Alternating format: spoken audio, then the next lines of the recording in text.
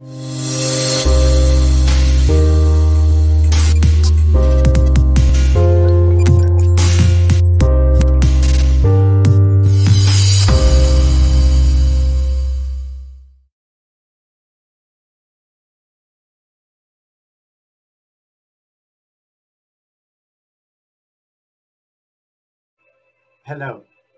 this is John from Life Force Rejuvenation. This one is a personal entry into my videos.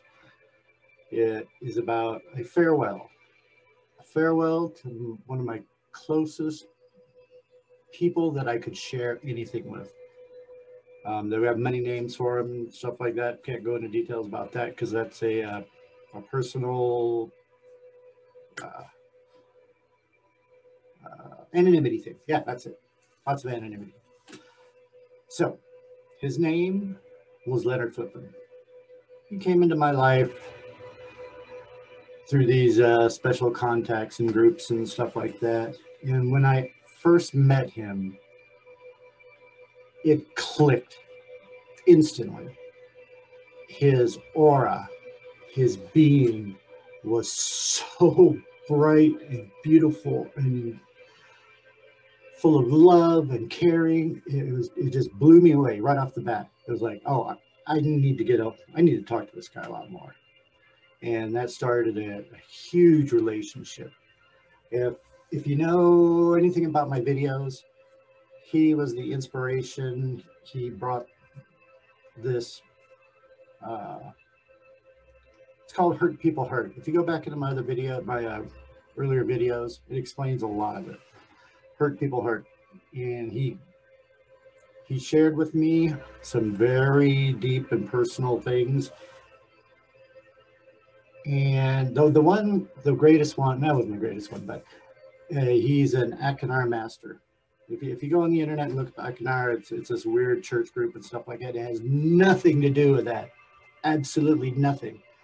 These masters have the ability to go through countless records. Some call it Akashic, Spirit. There's all kinds of different names for it, but there's all kinds of different records that are available to us. Each and every one of us has the capability to become a master, to control their reality, to control their universe, to manifest. We all have this super huge sleeping power inside of us that all it takes is a little bit of practice and a little bit of, you know, getting away from the old mainstream, the weird stuff. Don't want to call it names. Don't want to label it. Labeling is the worst possible thing to do. To label anything it's not good. Anyway, so one of the gifts that he taught me was how to dig down into people's inner child secrets, the trauma that happens when we are kids. And they teach us early on to put a label on it, stuff it down, bury it, don't cry, don't have emotions, and just stuff it down, stuff it down, stuff it down. Well, he taught us a group of people that were very dear to him. I'm sorry that if I didn't acknowledge that, but we have a circle of people that were shared this experience and to become experiencers and experience these fabulous, amazing contacts. Leonard, come here. I just felt him come in because he knows I'm talking about him. Oh, does he have? Oh, when you talk about him, he's just like, his radar antennas go up. Anyway, he's back there. That's his favorite corner over there. I've caught him a couple times hanging out there. My cats, when he goes, where are they? Oh, they're out cold. If they were awake, they'd be in the corners, pawing in the corner, because they can detect entities when we can't, because they're higher beings than us. That's for sure. Call them Lyran, call them Kitty Magic, call them whatever you want. They're badass. Let's see. And I shared a lot of personal space with him over the course of, before this pandemic hit. He was sharing me all this really great and fabulous stuff that that I've been applying to my life, trying to apply to my life, and make it happen and stuff like that. But the main thing is like this earth. Oh, he took his creation of hurt people to a whole hurt people to a whole different level. He was out there in Santa Maria helping all these people.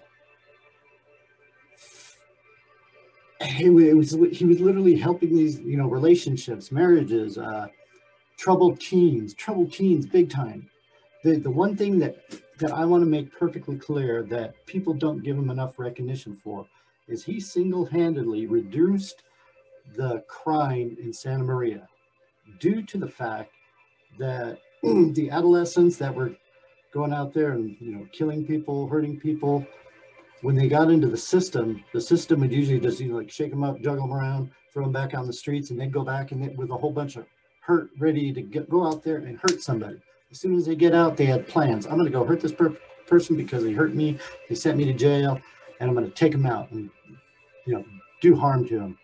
That was where the biggest crime, a lot of the crime came from in Santa Maria, where these youths getting put into jail without treating the problem, and then released out there, and they had vengeance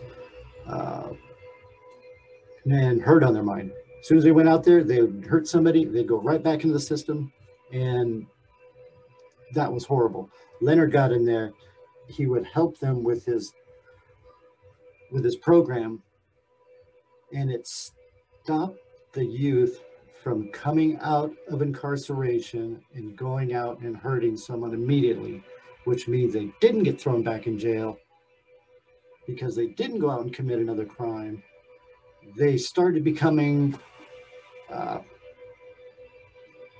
productive members of society, and that was huge. He never got enough credit for that. I was in this one meeting with him at the board council and stuff like that, and these people were claiming that they had a hand in it when they had nothing to do with it. Oh, well, they were the pockets, the pocketbooks, the deep pockets, or whatever you want to call them.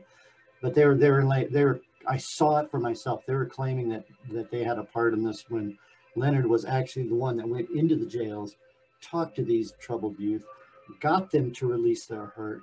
And when you get the hurt released, you don't come out of incarceration with vengeance. That is how the crime went down. Helping the troubled youth before they go back out on the street. That was the real huge thing. Leonard, that was cool, badass. They're changing my lights. Anyway, it's Leonard. I really want to thank you for gracing me with your presence, with your gifts.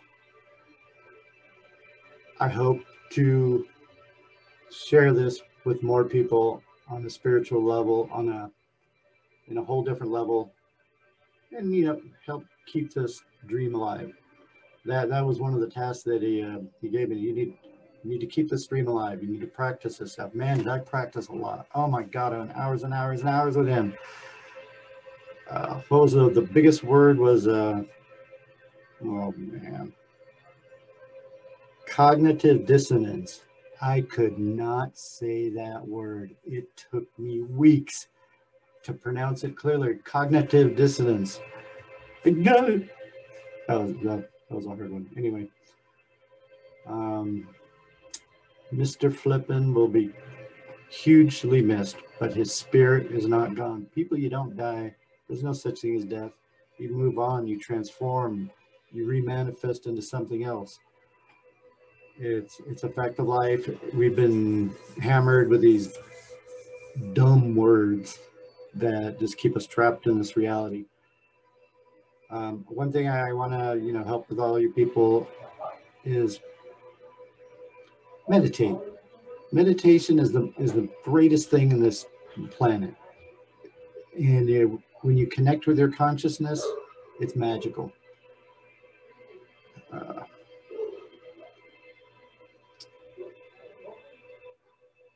We will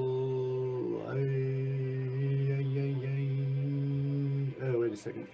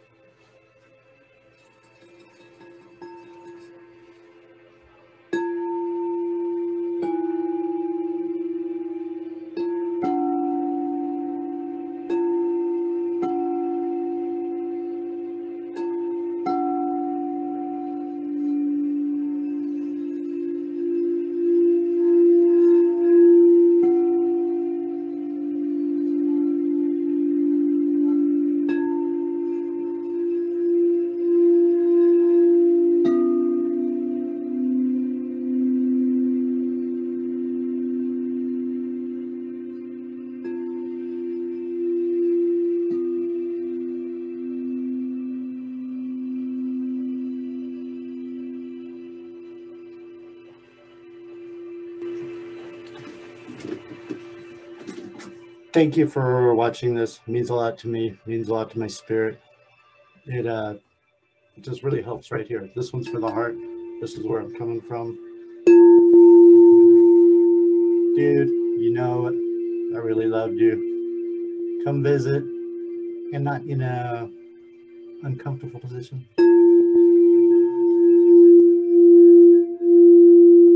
Peace around. Hurt people. Heal people, heal people. Check out my other videos. They're pretty informative.